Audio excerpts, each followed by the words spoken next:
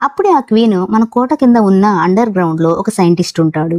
మీరు అతని దగ్గరకు వెళ్ళండి, అతను మీకు కొన్ని ఆయుధాలను ఇస్తాడు. నేను ఈ విషయం గురించి ఆల్రెడీ ఆ సైంటిస్ట్ తో మాట్లాడానని బ్లాక్ హ్యాండ్స్ లీడర్ కి చెప్తుంది. క్వీన్ మాటలు విన్న తరువాత బ్లాక్ హ్యాండ్స్ లీడర్ ఆ బగ్ ని తీసుకొని సైంటిస్ట్ దగ్గరకు వెళ్తుంది. ఆ సైంటిస్ట్ వాళ్ళని చూసి వాళ్ళకి ఒక అగ్గిపెట్టెని ఇంకా కొన్ని దీపావళి రాకెట్స్ ని ఇచ్చి, మీరు ఈ రాకెట్స్ తోటి రెడ్ హ్యాండ్స్ పై దాడి చేయండి అని చెప్తుంది. దాంతో ఆ బ్లాక్ హ్యాండ్స్ లీడర్ ఇంకా ఆ బగ్ రాకెట్స్ ని తీసుకుని తమ సైన్యం దగ్గరకు వెళ్తాయి. నెక్స్ట్ బ్లాక్ హ్యాండ్స్ అన్నీ కలిసి రాకెట్స్ ని కోటపైకి తీసుకువెళ్లి వాటిని రెడ్ హ్యాండ్స్ పైకి ఎయిమ్ చేసి పెడతాయి. అప్పుడే బ్లాక్ హ్యాండ్స్ లీడర్ రాకెట్ ని వెలిగిద్దాం అని అగ్గిపెట్టెను ఓపెన్ చేస్తుంది. కానీ ఆ అగ్గిపెట్టె లోపల కేవలం ఒక్క అగ్గిపుల్ల మాత్రమే ఉంటుంది. అది చూసి ఆ లీడర్ యాంట్ ఇంక చేసేదేమీ లేక ఆ ఒక్క అగ్గిపుల్లను వెలిగించి దాని సహాయంతో ఒక్క రాకెట్ ని మాత్రమే వెలిగిస్తుంది. అప్పుడే రాకెట్ కోట దగ్గర నుండి ఎగురుకుంటూ వెళ్లి రెడ్ హ్యాండ్స్ మధ్యలో పడి పేలుతుంది.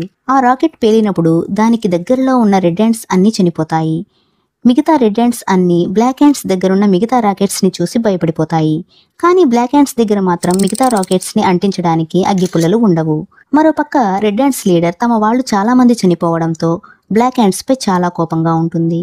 ఇంకొన్ని రెడ్ హ్యాండ్స్ అయితే బ్లాక్ హ్యాండ్స్ కోట దగ్గరకు ఒక పైనాపిల్ ని తీసుకొని వెళ్లి దాని సహాయంతో కోట తలుపుని పగలగొట్టడానికి ట్రై చేస్తూ ఉంటాయి. అదే టైంలో బ్లాక్ హ్యాండ్స్ లీడర్, మనం గనక ఇప్పుడు యుద్ధంలో గెలవాలి అంటే మనం ఈ రాకెట్స్ ని వెలిగించాలి, కానీ మన దగ్గర వీటిని వెలిగించడానికి అగ్గిపుల్లలు లేవు.